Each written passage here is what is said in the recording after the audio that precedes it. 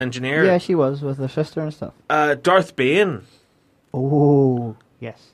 And also the Knights of Ren.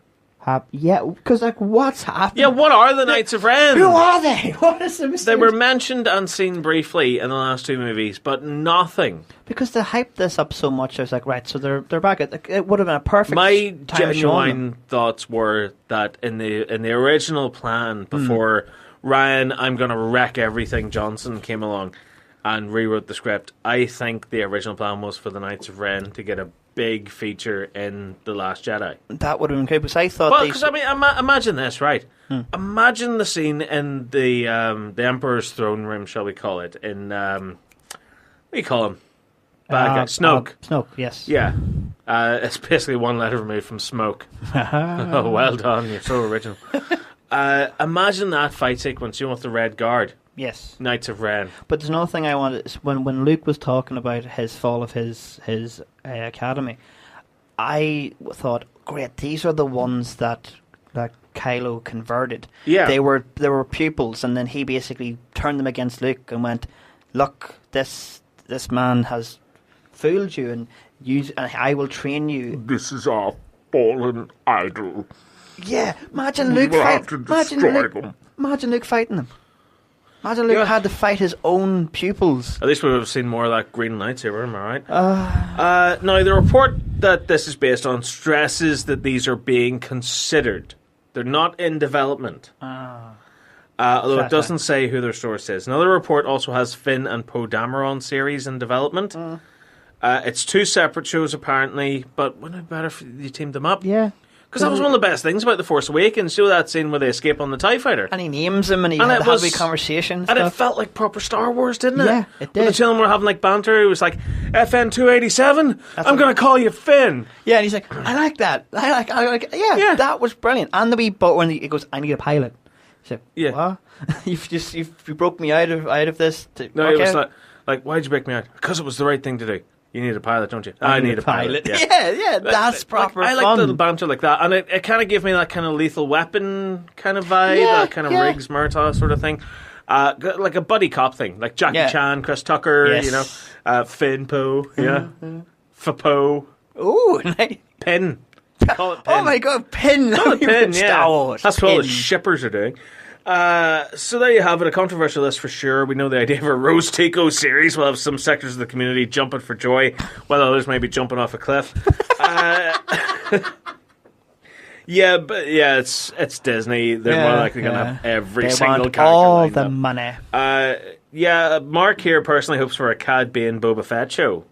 Oh, yes, please. Yes, Cad I'd take all that the with way. bells on. That'd be absolute wild. Because crack. in the unseen, well, it's on YouTube. Cad Bane actually trained Boba Fett. They actually, there's people will know this if you go check YouTube. They had one, the old Western gunslinging fight, like the 1-on-1, and both of them shot. And you see the dent on and Boba Fett's helmet. That's from the bullet that Cad Bane had hit him. Yeah. And basically, yes, he took out Cad Bane. But it's like, that's such a cool way. This person took you under his wing, trained you up, and then you had the ultimate moment where you had to actually take him out. Because you're a bounty hunter.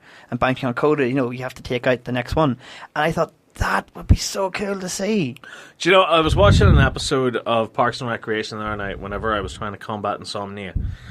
Not that Parks and Recreation makes me fall asleep, it's just that I need TV, I need noise on the background. So I stuck on Parks and Rec, and it was a fantastic episode where Leslie Knope has to endure a filibuster by one of the members of the town. Now, a filibuster, for those of you who don't know, and Anthony, you get me confused look there.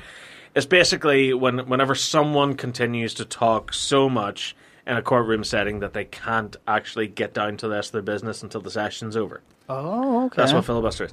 So one of the characters played by Patton Oswalt, I think it is, he starts a filibuster. And he goes, okay, my plans for a Star Wars Episode 7 starts with the opening text. Camera pans down to Tatooine and zooms in. There we are at the Sarlacc pit. A hand raises out of it, and another hand. It's Boba Fett. He's back to life. And he starts rambling on about other stuff. And I was like, You sad, demented fools. You actually thought you were going to get some fan service with the Star Wars sequel trilogy. How dare you? Blumhouse. Have you heard of Blumhouse? Blumhouse are a production company that make movie films. Good movie films? They made the last Halloween movie with Jamie Lee Curtis. So they, after working on Halloween, are looking at 2 other horror icons. Please no. Hellraiser. Oh, no. Leave that alone. And no. Scream. You see, you give me all this happy stuff. Yeah, give me all the presents and the goodies. I thought I'd give you a metaphorical boot in the balls to end the show. Oh, thank you very much. In a recent interview, Blumhouse boss Jason Blum revealed, Jesus, man. While at the minute nothing is happening with the franchises, they are at the front of their minds, being Hellraiser and Scream. We're looking, there's nothing happening with either one of those things, but we're definitely looking at it, and it's definitely something I'd be open to. So yeah, they want to make more Scream movies despite the fact that Wes Craven is dead. Leave stuff alone. Just not Hellraiser. Hellraiser got so much destroyed. As I said, the first 3 movies, I always said it in the horror movies, the first 3 movies are always great, and then it kind of tanks after that. But they butchered Hellraiser, and then they're bringing it back from the dead and ruining it again. No, leave it alone, please. Yeah, they basically need to knock in the rest of those nails. I beg you. Like, they've done it with Freddy Krueger, they've done it with Halloween, they've also done it with Jason. Just please don't, not Hellraiser. And Scream. Scream is good. Like, leave it alone. Don't touch it. Do you know I liked Scream 4? Yeah, I enjoyed it too. I really liked Scream 4. I know people always have I will say this much. The first time I saw Scream 4, I was like, what the hell was that? But in all fairness, looking back on it, it was actually quite clever. Like, I love the little twist at the end. Yeah. I thought that was done pretty well. Although I have a little bit of a kind of put your tinfoil hat on theory, kind of conspiracy theory about Scream 4. I think Courtney Cox was supposed to die in Scream 4. Okay. Do you know that scene in the barn? Yes. I think she was supposed to die there. Really? Because if you watch the movie, she doesn't appear in any other scenes. It's just her talking to Dewey, on the phone from her hospital bed. I think she was supposed to get killed off there. They showed it to a test audience. The test audience didn't like it, so they went back and reshot scenes with Courtney Cox. Oh my god, that actually, yeah. Because it's so awkward. It's really awkward. I think you're onto something there. I think that's what's happened. Now, I haven't looked into it, and it's more than likely that's going to be the case. Like in the original version, Courtney Cox was going to die. But for as far as I'm concerned, that's really what it looks like to me. That does make sense. That actually, yeah. But anyway, I really enjoyed all 4 Scream movies. I think some are weaker than others. People say the third. I say the second. Yeah. I think the second one's quite weak, and I do enjoy the 4th one, but again, I can see that it's run out of steam because how many times at do that point, that? Yeah. Like the original movie was there to kind of be like a loving kind of send up of horror movies at that point. Yeah.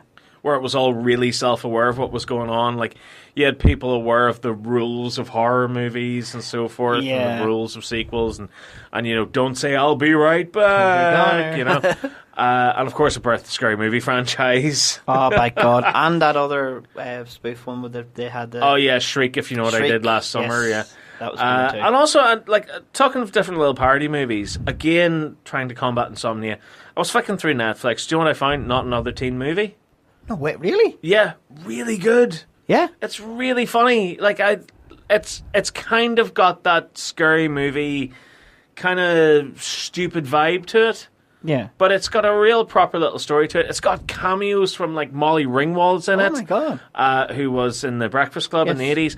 And also the, I forget his name now, but the sort of hard-nosed principal character from Breakfast Club? Yeah. He's in it as well, playing the same character. Really? Just down to a T then? And I love the little kind of background things, like the entire thing takes place at John Hughes High School, and John Hughes obviously is responsible for The Breakfast Club and Pretty in Pink and all the different things like that.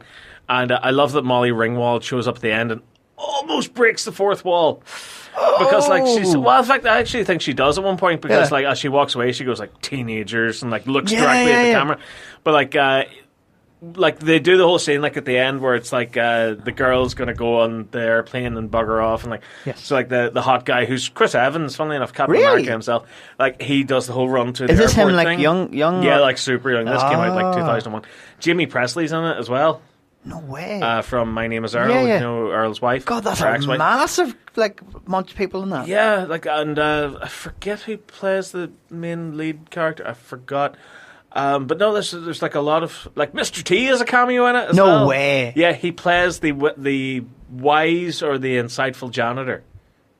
It's so cool. And like they play the A-Team theme and stuff like as he's imparting his advice. Is this on Netflix? This is on Netflix, yeah, not another teen movie. It's a lot of fun. It's very, very dumb. It's very immature, but it's, you know what? That's the target demographic for me because my brain is mush.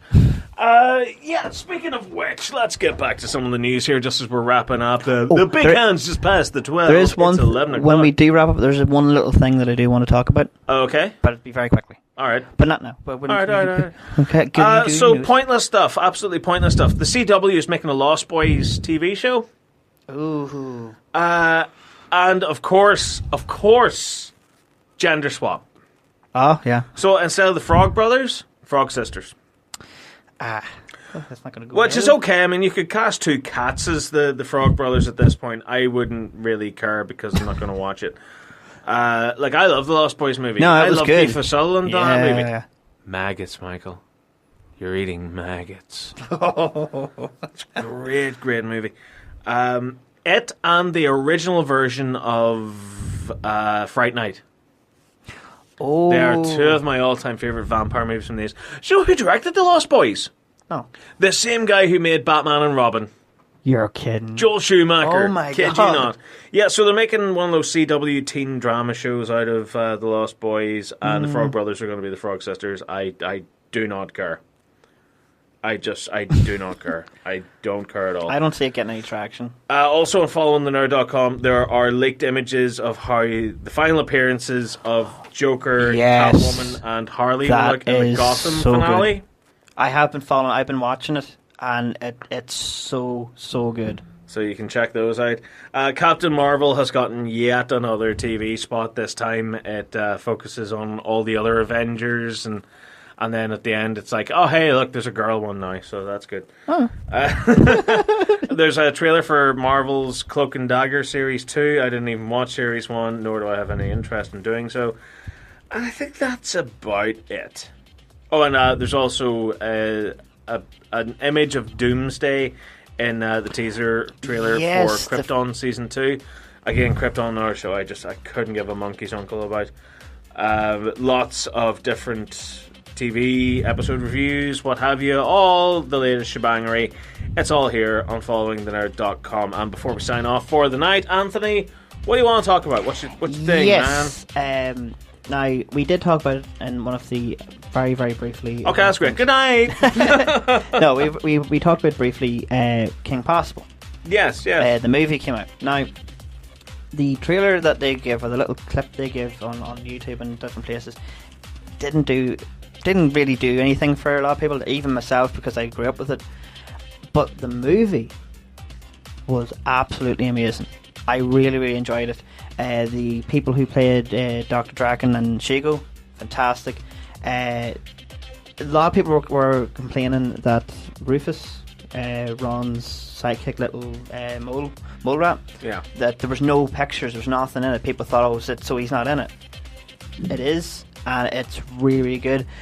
I do urge people to go and watch it. I know there's a lot of hardcore Kim Possible fans absolutely go, this is terrible.